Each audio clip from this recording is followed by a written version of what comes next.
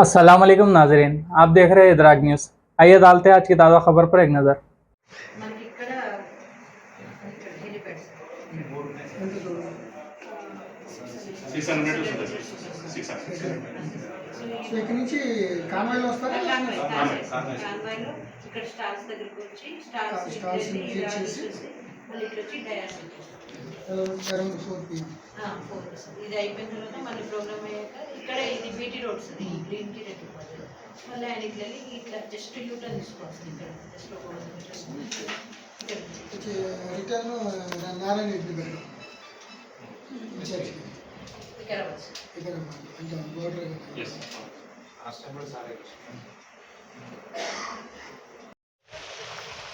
నేను తీసుకురా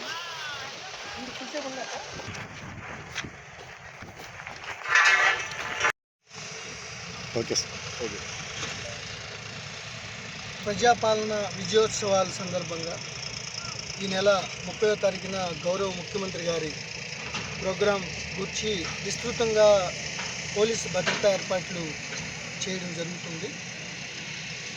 సుమారుగా 2000 మంది పోలీసు బలగాలతో ఈ యొక్క బందోబస్తు ఏర్పాటు చేస్తున్నాం.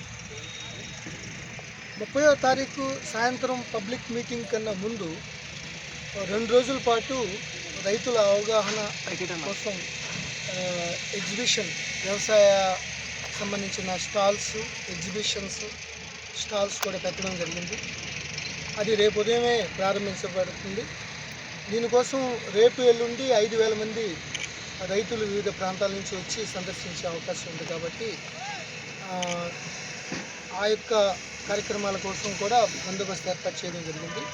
మెయిన్ 30వ తారీఖున 6 ఎస్పీలు, ఒక ఐజీ, నేను నా సూపర్వైజన్లో ఆధ్వర్యంలో, మహబూబ్ నగర్ ఎస్పీ గారి ఆధ్వర్యంలో 6 ఎస్పీలు, 7 అడిషనల్ ఎస్పీలు, 12 మంది డిఎస్పీలు, అలాగే 40 మంది సిఐలు, 80 మంది ఎస్ఐలతో పాటు డిఎఫ్ఎండి సెక్యూరిటీ వింగ్ నుంచి, స్టేట్ సెక్యూరిటీ వింగ్ నుంచి మొత్తం ఐఈడీస్ చెక్ చేసే విధంగా డిఎఫ్ఎండీస్, అట్లాగే రోడ్ చెక్కింగ్స్, డాగ్ స్క్వాడ్స్, అట్లాగే ఈ చుట్టుపక్కల గుట్టలు ఉన్నాయి.